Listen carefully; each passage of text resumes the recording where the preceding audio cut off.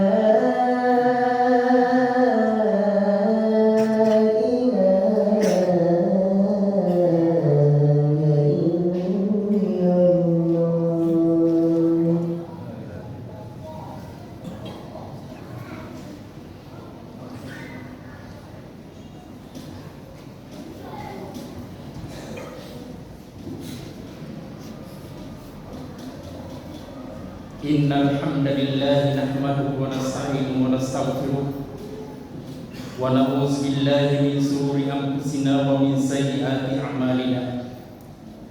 May yahdihillahu fala mudilla lahu wa may yudlil fala hadiya lahu. أشهد أن لا إله إلا الله وحده لا شريك له وأشهد أن محمدا عبده ورسوله اللهم صل وسلم وبارك على سيدنا محمد وعلى آله وأصحابه ومن تبعهم بإحسان إلى يوم الدين. أما بعد أيها المسلمون رحمكم الله أوصيكم وإياي بتقوى الله. وقال تعالى في القرآن العظيم يا أيها الذين آمنوا اتقوا الله حق تقاته ولا تموتن إلا وأنتم مسلمون. يا أيها الذين آمنوا اتقوا الله وقولوا قولا سديدا يصلح لكم أعمالكم ويغفر لكم ذنوبكم ومن يطع الله ورسوله فقد فاز فوزا عظيما. فإن أصدق الحديث كتاب الله وخير الهدي هدي محمد صلى الله عليه وسلم وشر الأمور محدثاتها وكل محدثة بدعة وكل بدعة ضلالة. صدق الله العظيم وبلغ رسول النبي الكريم ونحن على ذلك من الشاهدين والشاكرين والحمد لله رب العالمين. Jamaah Jumat yang sama berbahagia, marilah kita senantiasa mensyukuri rahmat dan nikmat Allah yang diberikan kepada kita dengan jalan melaksanakan segala yang diperintahkan oleh Allah sesuai dengan tingkat kemampuan kita dan menjauhi segala yang dilarang oleh Allah Subhanahu wa taala. Bersalawat kepada junjungan Nabi Muhammad sallallahu alaihi wasallam sebagai suri teladan dalam segala aspek kehidupan kita. Dan semoga dengan salawat kita kelak kita akan mendapatkan syafaatnya di hari kemudian. Amin ya rabbal alamin. Jamaah Jumat yang sama berbahagia, tidak terasa kita sudah memasuki Jumat kedua di bulan Desember. Sebentar lagi tahun 2025 telah berlalu. Hal inilah yang perlu kita kembali merenungi diri kita, mengintrospeksi diri kita. Apakah waktu-waktu yang berlalu selama kurang lebih 1 tahun 11 bulan yang lalu ini betul-betul kita memanfaatkan untuk beribadah kepada Allah, mendekatkan diri kepada Allah, atau hanya kita disibukkan dengan kehidupan dunia kita hingga kita lalai mendekatkan diri kepada Allah? Tidak ada yang lebih mengetahui kecuali pribadi kita masing-masing. Itulah sebabnya di penghujung tahun biasanya kita saling memperingatkan tentang introspeksi diri. Introspeksi diri ini sangat perlu adalah untuk kembali melihat diri kita, menimbang-nimbang diri kita bahwa selama 11 bulan yang lewat ini, apakah benar-benar kita memanfaatkan kehidupan kita ini untuk beribadah atau malah jauh dari Allah Subhanahu wa taala? Imam Mawardi memberikan batasan bahwa yang dimaksud dengan introspeksi diri adalah duduk merenung di akhir malam sebelum kita tidur, mengenang perbuatan yang kita lakukan sejak kita bangun sampai menjelang tidur. Jadi introspeksi diri sebenarnya itu setiap malam di akhir sebelum kita tidur menyempatkan 5 menit, 10 menit untuk sekedar merenungi hari itu. Apakah yang kita lakukan dalam kehidupan kita 24 jam yang diberikan Allah itu banyak kita manfaatkan mendekatkan diri kepada Allah atau lalai? Karena kenapa? Dalam kehidupan keseharian kita kadangkala banyaknya permasalahan problematika sosial yang terjadi karena kita terlalu banyak menilai orang di luar diri kita, menilai tetangga kita, menilai orang-orang di lingkungan kita. Sangat jarang kita mengintrospeksi diri kita dalam rangka merenungi kekurangan dan kesalahan kita. Sehingga Sayyidina Umar berkata, hasibu qabla an tuhasabu, timbang-timbanglah dirimu sebelum engkau dihisab oleh Allah. Jamaah Jumat yang sangat berbahagia, dalam Al-Quran Allah Subhanahu wa taala berfirman, Ya ayyuhalladzina amanu taqullaha wal tanzur nafsum ma qaddamat ligadin wattaqullaha innallaha khabirum bima ta'malun.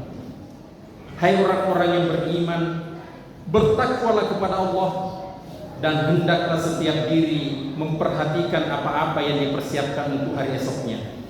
Bertakwalah kepada Allah. Sungguh Allah Maha melihat, Maha teliti terhadap apa yang engkau perbuat, baik terang-terangan maupun tersembunyi. Tidak ada satupun yang luput daripada pandangan Allah Subhanahu wa taala.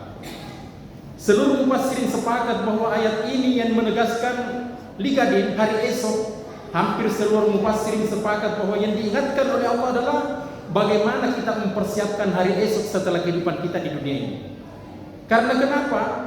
Karena kesibukan dan prestasi dunia yang kita ingin buru, kadangkala banyak orang yang lalai mengingat bahwa sebenarnya dunia ini hanyalah sebenarnya jembatan untuk menuju kehidupan akhirat yang kekal. Oleh karena itu Allah memperingatkan. Jikalau Allah memperingatkan dalam satu ayat, ya ayyuhalladzina amanu, masih banyak orang yang beriman tidak melaksanakan di balik ayat ini. Makanya Allah memperingatkan dalam satu ayat bahwa hendaklah kita merencanakan, hendaklah kita memperhatikan, betulkah sudah ada persiapan setelah hari kehidupan kita di dunia ini. Rasulullah SAW bersabda, "Iza mata banu Adam ingkat a'maluhu illa min salatin." Apabila anak cucu Adam meninggal dunia, maka terputus seluruh amal ibadahnya. Puasanya, zakatnya, hajinya terputus. Illa min salatin, masih ada 3 perkara meskipun kita meninggal masih tetap mengalir nilai pahalanya. Yang pertama adalah shadaqatun jariyah, amal yang mengalir, amal yang dinikmati oleh orang banyak. Salah satu contoh yang sangat luar biasa pembangunan masjid kita ini. Seluruh yang berpartisipasi dalam hal pembangunan ini, maka dia akan mendapatkan aliran pahala meskipun dia meninggal. Apalagi yang termasuk mensponsori dana pembangunan, merancang sehingga memperlancar pembangunan ini. Sungguh luar biasa telah berinvestasi dalam kehidupan ayatnya. Mambana masjidan banallahu baitan fil jannah. Siapa yang membangun masjid, maka Allah akan membangunkan istana di hari kemudian. Dalam Islam, membangun bukan berarti monopoli. Hanya seorang diri membangun masjid, bukan. Tetapi membangun adalah bagaimana yang pertama kita lihat yang memiliki harta apabila ada pembangunan menara, maka hartanya disumbangkan bagaimana memperlancar pembangunan menara itu. Yang kedua, yang memiliki konsep pengetahuan pendidikan, maka dia memberikan rancangan konsep bagaimana mempercepat atau mendukung rancangan sehingga pembangunan itu bagus. Yang ketiga, yang tidak memiliki dana dan kemampuan ilmu, maka setidaknya setiap kerja bakti berpartisipasilah meneteskan keringat supaya termasuk di dalamnya berpartisipasi dalam pembangunan. Tetapi Rasulullah mengingatkan jangan sampai kita menjadi golongan yang keempat. Sedikit-sedikit ada pembangunan selalu protes tapi tidak pernah berpartisipasi. Maka ini termasuk menghambat pembangunan. Jadi kalau tidak mampu yang pertama, kedua, ketiga, minimal jangan menjadi yang keempat. Yaitu termasuk orang yang selalu protes tapi tidak pernah ada berpartisipasi, berarti itu termasuk menghambat pembangunan. Oleh karena itu jamaah yang sama berbahagia, yang diingatkan pertama Rasulullah bahwa ada amalan yang kita kerjakan meskipun meninggal masih mengalir, yaitu amal perbuatan kita yang dinikmati oleh orang banyak. Jalanan, pengairan, seluruh fasilitas-fasilitas yang dinikmati oleh orang banyak, maka tinggal meletakkan niat kita lillahi ta'ala, seluruh hasilnya mendapatkan amal jariah. Karena ada juga dalam kehidupan kita hanya mendapatkan hasilnya dunia saja. Kalau hanya ingin mendapatkan pekerjaan kita hanya mendapatkan pujian, maka kita dapatkan pujian, maka hanya sampai di situ. Kita tidak mendapatkan nilai akhiratnya karena kita hanya mau dipuji saja. Oleh karena itu ini yang perlu kita meluruskan niat dalam segala perbuatan kita. Bismillah lillahi ta'ala, maka seluruh aktivitasnya mendapatkan nilai ibadah di sisi Allah Subhanahu wa taala. Yang kedua, au ilmu yang tafa'ul, orang yang mengajarkan ilmu yang bermanfaat. Jamaah yang sama berbahagia, seorang guru SD yang mengajarkan huruf A, B, C, kemudian muridnya bisa membaca. Seorang guru mengaji yang mengajarkan alif, bata, kemudian bisa membaca, menguasai Al-Quran itu, kemudian dia mengajarkan terus, maka terjadi multi level dalam hal ibadah, dalam hal mengajarkan ilmu yang bermanfaat. Maka jangan pernah berkecil hati. Sekecil apapun yang kita ajarkan, sepanjang lillahi ta'ala, maka itu akan bisa menjadi suatu nilai yang berlipat ganda di hadapan Allah Subhanahu wa taala. Namun dalam kehidupan kita dengan adanya era teknologi sekarang yang sangat canggih, kita juga perlu saling memperingatkan bahwa ada juga namanya dosa jariah. Meskipun kita meninggal, tetap dosa itu mengalir di dalam tubuh kita. Nauzubillah min dzalik. Seperti dengan fasilitas WhatsApp, kita langsung mengupload fitnah, hoax, dan menyakiti hati orang lain. Dalam hal membicarakan orang lain, kalaupun itu benar, maka itu namanya ghibah. Jadi tidak ada pernah Islam memberikan jalan dalam hal menjelekkan orang lain. Membicarakan orang lain benar, maka itu namanya ghibah, tetap mendapatkan dosa. Yang lebih parah kalau tidak benar, maka itu lebih berat lagi adalah fitnah, memfitnah orang lain. Al-fitnatu asyaddu minal qatl. Kenapa Islam mengatakan fitnah itu lebih kejam daripada pembunuhan? Karena kalau kita fitnah orang, maka yang dibunuh mulai perasaannya secara pelan-pelan sampai membunuh hati, tubuhnya dan jiwanya. Oleh karena itu jamaah yang sama berbahagia, hindarilah menyebar satu informasi yang menyebabkan kita mendapatkan dosa jariah meskipun kita meninggal masih mengalir dosa-dosanya itu. Yang terakhir yang diingatkan Rasulullah adalah awaladun sholih yadullah, orang yang meninggalkan anak yang soleh. Jadi dalam kehidupan kita ini memang tantangannya sangat berat. Berbeda dulu kita di kampung, bahwa jangankan handphone, kadangkala televisi hanya 1-2 di kampung. Jangankan televisi, masih ada kadangkala dulu di zaman kita tidak terjangkau listrik. Maka godaan dan tantangan kehidupan anak-anak dengan kita dulu sangat beda. Sehingga Rasulullah memperingatkan, didiklah anakmu, karena sesungguhnya dia hidup bukan pada zamanmu. Artinya tantangan anak generasi kita ke depan sangat luar biasa beratnya dalam berislam dan beriman ke depan. Kenapa? Di dalam hidupnya bersama handphone Android, sejak bangun sampai tidur, bahkan tidur bersama handphone. Kalau kita tidak mampu mengendalikan, maka seluruh tersaji di dalamnya. Ada setan, ada juga malaikatnya. Oleh karena itu, ulama memberikan tips bagaimana meninggalkan anak yang soleh. Minimal 3 perkara yang kita lakukan. Didiklah anak itu pada umur 0 sampai 5 tahun di rumah, beri gizi dan kasih sayang. Yang kedua,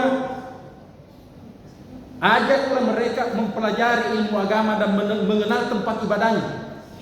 Jadi secara dini anak-anak kita ajak mengenal tempat ibadahnya itu masjid. Jikalau ada masjid yang anak-anak ribut, jangan dihardik Pak, diberi pemahaman. Jangan sampai dia membenci masjid. Kalau orang lain memberi hadiah untuk bagaimana menarik datang ke tempat ibadahnya.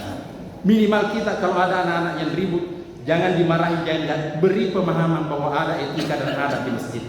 Karena ini bagaimana untuk memperkenalkan tempat ibadah dan agamanya, bagaimana mempelajari agama secara dini. Itulah yang menjadi bekalnya nanti di hari pada usia tuanya. Dan yang terakhir, beri juga dia life skill, pengetahuan umum. Jangan sampai anak-anak kita nanti hanya menjadi tamu di daerahnya. Jangan sampai anak-anak kita hanya menjadi penonton dalam hal kasus-kasus yang kadang-kala bukan hoax, tetapi di daerah-daerah tambang, ya kadang-kala orang pribumi dengan pekerjaannya lebih berat, gaji lebih rendah dibandingkan orang yang hanya datang bukan negaranya, bukan daerahnya, tetapi mendapatkan penghasilannya lebih tinggi. Ini menghindari hal ini, maka ulama lebih awal mengatakan didik anakmu, beri juga pengetahuan umum, life skill, jangan sampai dia hanya menjadi penonton di masa depan yang akan datang.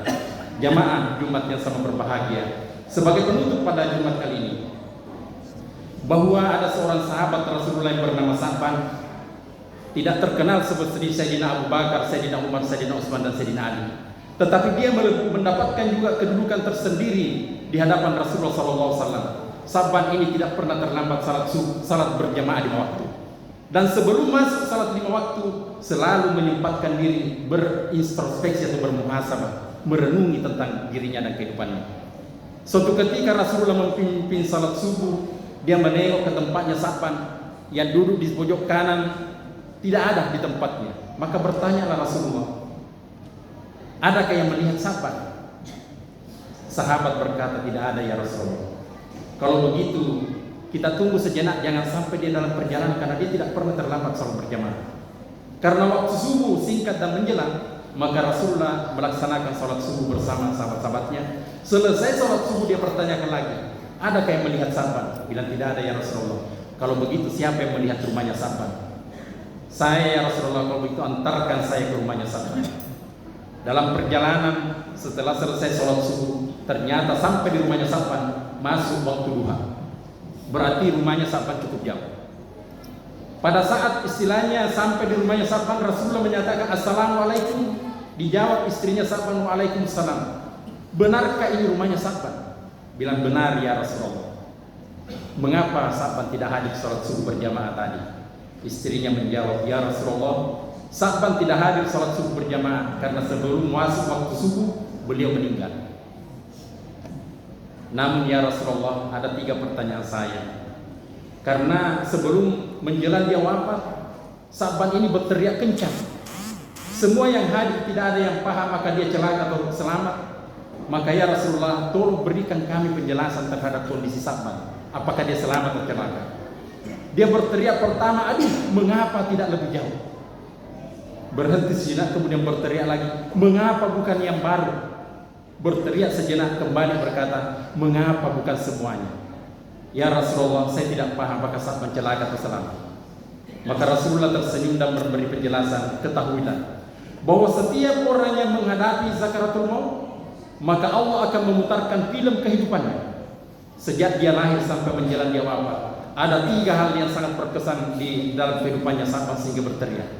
Pertama, Allah memutarkan dan memperlihatkan pahalanya Sa'ban dikala berjalan kaki menuju ke masjid salat berjamaah. Ternyata setiap langkahnya dihapuskan dosanya, diangkat 1 pahala, diberi dia derajat 1 setiap langkahnya. Maka berteriaklah Sa'ban, aduh, mengapa tidak lebih jauh? Padahal rumahnya Sa'ban gambarannya sudah salat subuh, masuk waktu doa berusaha Rasulullah sampai. Berarti cukup jauh. Yang kedua, dia berteriak, aduh, mengapa bukan yang baru? Suatu ketika Sa'ban mau keluar salat subuh di waktu dingin, dia kembali mengambil jaketnya untuk menutupi pakaiannya karena terlalu dingin. Di perjalanan dia bertemu orang yang kedinginan, dan kalau dia tidak tolong boleh saja menjadi celaka. Maka Sa'ban langsung membuka jaketnya memakaikan kepada orang itu, dan Allah memperlihatkan pahalanya sehingga Sa'ban berteriak, kenapa bukan yang baru? Karena bajunya yang Sa'ban di dalam itu lebih baru daripada yang di luar. Yang ketiga, berteriak mengapa bukan semuanya. Suatu ketika Sa'ban duduk di teras rumahnya sarapan, datang seorang musafir berkata, ya Sa'ban, tolong saya beri makan, sudah 3 hari saya belum makan. Maka Sa'ban langsung membagi 2 rotinya dan membagi 2 minumannya, memberikan kepada orang musafir tadi ini. Allah memperlihatkan pahalanya sungguh sangat luar biasa. Maka berteriaklah Sa'ban, mengapa bukan semuanya? Jamaah, sebagai kesimpulan pada kesempatan ini bahwa kalau kita melihat sahabat Rasulullah begitu luar biasa amal perbuatannya, itu pun belum merasa cukup dengan apa yang dia perbuat. Apatah lagi dalam kehidupan kita ini, kalau kita hanya setengah-setengah. Maka marilah kita dalam hal akhir tahun ini membuat satu program perencanaan, minimal kita tingkatkan nilai ibadah dan pendekatan kita kepada Allah Subhanahu wa taala insyaallah di tahun 2026. Karena kenapa? Bagaimanapun hebatnya kita, apabila diperlihatkan nilai pahala dan balasannya, pasti masih merasa kekurangan. Barakallahu li wa lakum fil Qur'anil azim wa nafa'ni wa iyyakum bima fihi minal ayati wa dzikril hakim wa taqabbal minni wa minkum tilawatahu innahu huwal ghafurur rahim.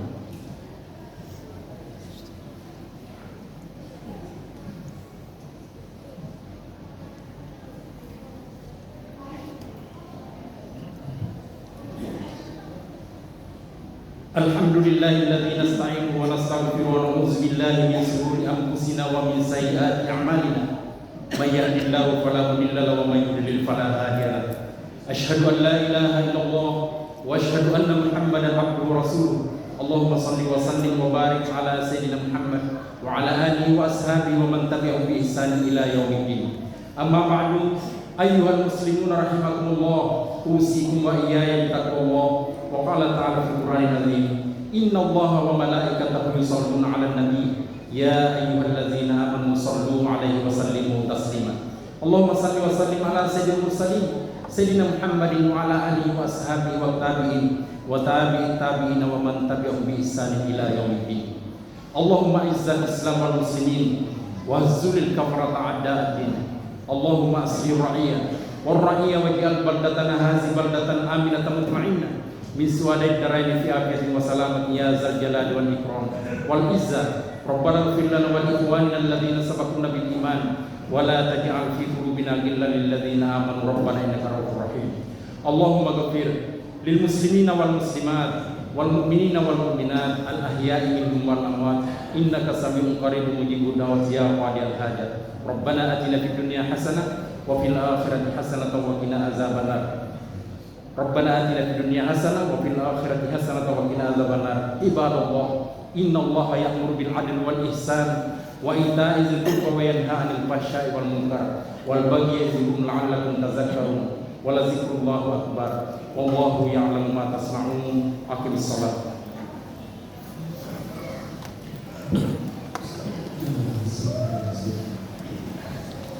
Allahu akbar.